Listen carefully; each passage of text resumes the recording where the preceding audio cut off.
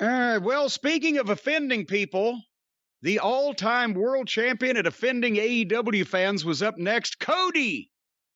Cody was back in the ring against Andre Oliolio, with Andre's assistant in his corner and with Arn Anderson, of course, serving his penance in Cody's corner. I mean, they started hot, and it was a fight. There's nothing wrong with either of these guys' work.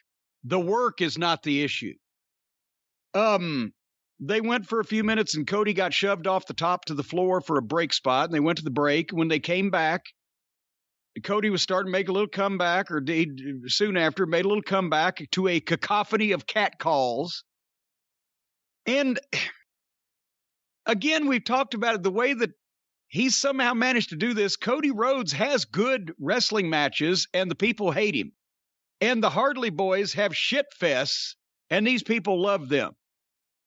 And when you actually think about it, secretly, the Hardy Boys are much more rotten people than Cody is, personally, really, but they just do a better job of hiding it. They went back and forth some more. Cody made the flip-flop and fly comeback, and they booed that. Andre, the heel, got the figure four, and they cheered. Cody reversed it, turned it over, and they booed.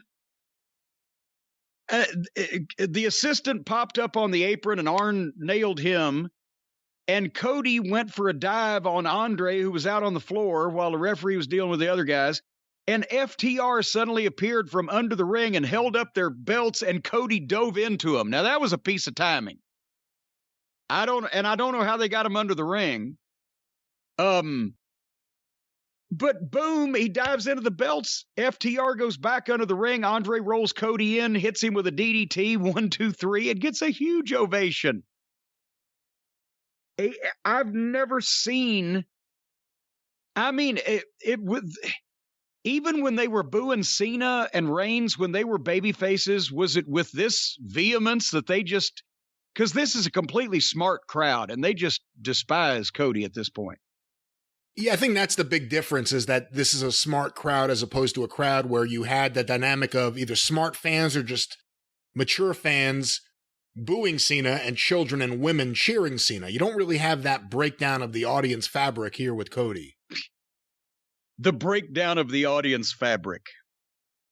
So FTR and Tully got in and hugged Andre and held Cody, so Andre give him a big boot and get some heat on Cody. Cash's punches looked good. He wasn't just windmilling Cody's right pectoral. And then Arn and Tully faced off.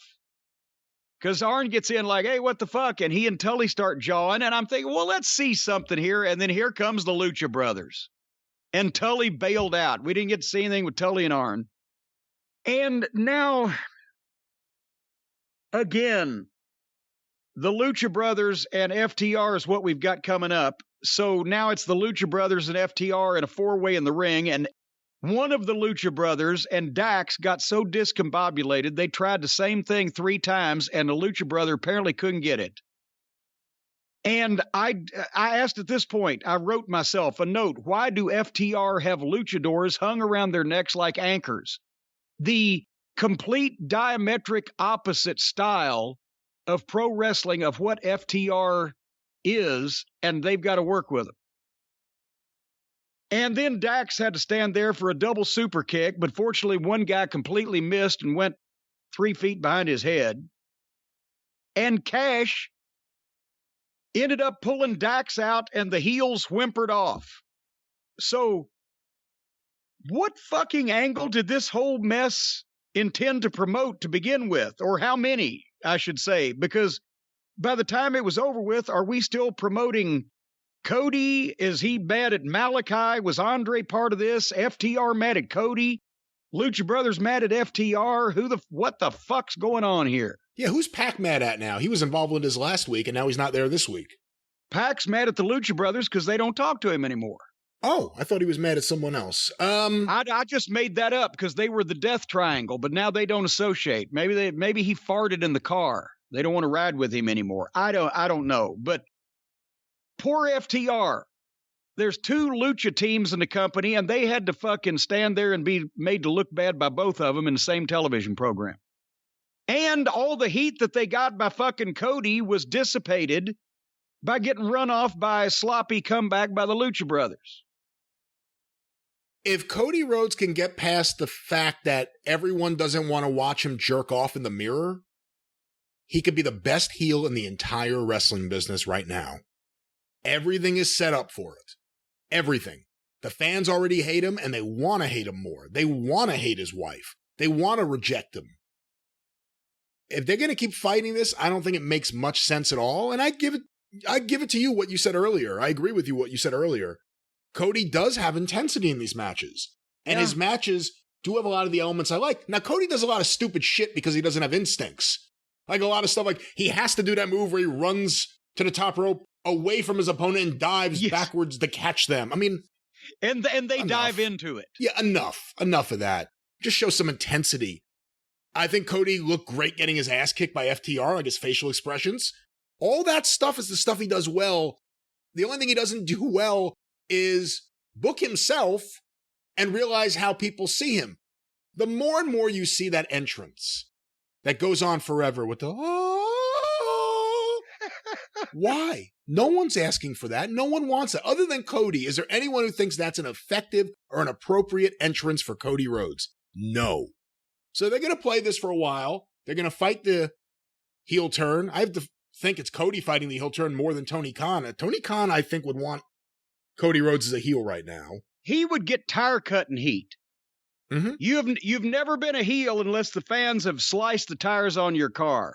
And Cody Rhodes, even in 2021, could get tire cutting heat. And it would be a lot easier because everyone could recognize that bus in the parking lot. It wouldn't be like, which car is Cody's? It would be like, oh, it's that big obnoxious bus. Let's get it.